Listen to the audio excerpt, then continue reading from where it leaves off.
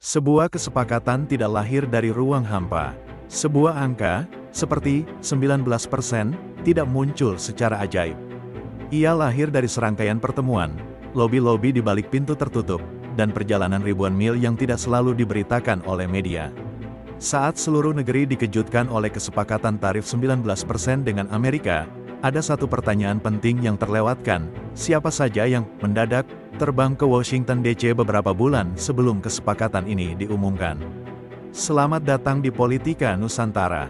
Hari ini, kita tidak hanya akan membahas angkanya, tapi kita akan menelusuri jejak-jejak yang ditinggalkan. Ini adalah kisah tentang lobi, kepentingan, dan para pejabat yang berada di tempat yang tepat pada waktu yang tepat. Mari kita putar waktu kembali, 6 bulan sebelum pengumuman besar itu.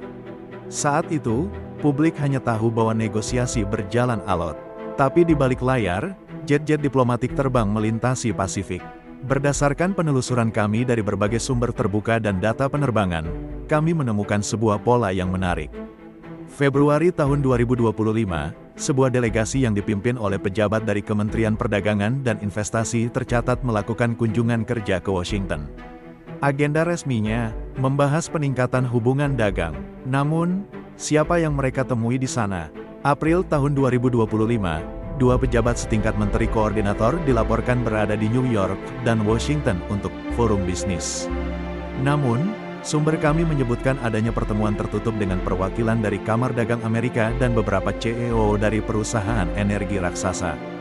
Mei tahun 2025, ini yang paling menarik.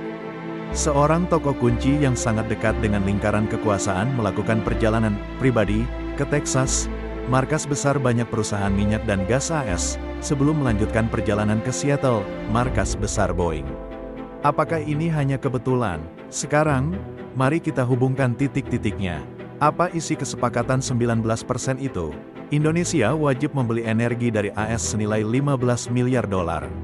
Indonesia wajib membeli produk pertanian AS senilai 4,5 miliar dolar. Indonesia wajib membeli 50 pesawat Boeing. Lihat polanya: kunjungan ke Texas, pusat energi; kunjungan ke Seattle, markas Boeing; pertemuan dengan Kamar Dagang yang mewakili kepentingan korporasi agribisnis. Semua terjadi hanya beberapa bulan sebelum kesepakatan diumumkan. Ini bukan lagi soal negosiasi antar negara. Ini terlihat seperti penyusunan daftar pesanan. Para pejabat kita datang, bukan untuk berdebat, tapi seolah-olah untuk menerima daftar belanja yang sudah disiapkan oleh para pelobi korporat Amerika. Pertanyaan besarnya adalah, apa yang mereka dapatkan sebagai imbalannya? Apakah hanya penurunan tarif dari 32% menjadi 19%? Atau ada insentif lain yang tidak pernah diungkap ke publik? Kita tidak menuduh. Kita hanya bertanya berdasarkan pola yang sangat mencurigakan. Ketika sebuah negara tiba-tiba setuju untuk membelanjakan puluhan miliar dolar untuk produk dari negara lain, sementara pasar domestiknya sendiri dikorbankan dengan tarif 0%, kita berhak curiga. Kita berhak bertanya, apakah para pejabat yang terbang ke Amerika itu benar-benar berjuang untuk kepentingan 280 juta rakyat Indonesia? Atau mereka berjuang untuk kepentingan segelintir elit dan korporasi asing?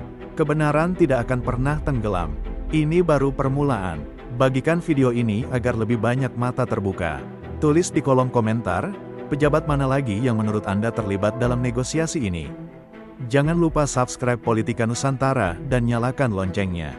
Karena di episode berikutnya, kita akan membongkar jejak uang, siapa saja yang diuntungkan dari proyek impor wajib ini. Tetap kritis, tetap berani.